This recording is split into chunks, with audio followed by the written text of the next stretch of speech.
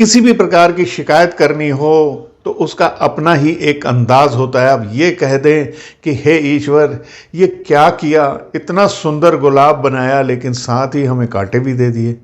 कहने को हम ये भी तो कह सकते हैं कि शुक्र है तेरा हे ईश्वर, तूने इतने कांटों की झाड़ी में भी इतने सुंदर गुलाब खिलाए हैं। इसी तरह हम बहुत बारी इस बात की भी कंप्लेंट करते हैं कि हे भगवान, ये शनि राहु केतु हमेशा हमें कांटों की तरह चुभते रहते हैं, ये कष्ट देते रहते हैं, इन ग्रहों को बनाया ही क्यों। असल में ये गुलाब खिला रहे हैं हमारे जीवन में, जिसको हम शायद देख नहीं पाए हैं। शनि हमें डिसिप्लिन में रहने को कहता है, शनि हमें अपने से कमज़ोर लोगों की मदद करने को कहता है, शनि हमारे को काम करने के लिए प्रेरित करता है। यदि हम इन सब चीज़ों को अगर अपना लेते हैं तो हमारे जीवन में शनि ज़रूर गुलाब खिलाएगा और हमें सुख समृद्धि के रास्ते और धन संपत्ति भी ज़रूर देगा।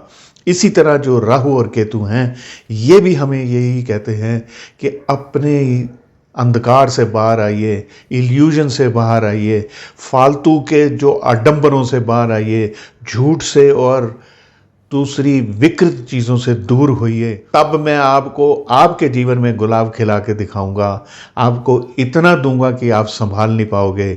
और केतु ये कहता है कि अपने आप को किसी लालच से मत जोड़िए, आध्यात्म से जोड़िए, अपने धर्म के साथ जुड़िए, उसकी गहराइयों तक जाएं और जो ये लालच आपने पाल रखी है इसका त्याग करना शुरू कर दें। देखें आपके जीवन में किस तरह से बदलाव आएंगे। इसी तरह हर ग्रह हमें कोई ना कोई संदेश देता है, बस यदि उस संदेश को हम अपने जीवन में अपना लेंगे तो कोई ग्रह कभी कष्ट दे नहीं पाएगा। इसी प्रकार की वीडियोस यदि आप और भी देखना चाहते हैं तो मेरे इस चैनल को फॉलो, सब्सक्राइब जो भी चाहें आप कर लीजिए। कोई समस्या से आप घिरे हुए हैं, उसका कोई समाधान चाहते हैं तो आप मुझे नीचे मैंने व्हाट्सएप नंबर दिया, आप मुझे कांटेक्ट कर सकते हैं। अपनी कंसल्टेशन का मैं एक बहुत नॉमिनल से चार्जेस लेता हूं। और हाँ, यदि आप मुझसे कुछ पूछना चाहते हैं तो आप ज़रूर कमेंट्स कीजिए। ये वीडियो पसंद आई है तो इसे लाइक और शेयर भी कर दीजिए। आप मुझे आज्ञा दे दीजिए। नमस्कार।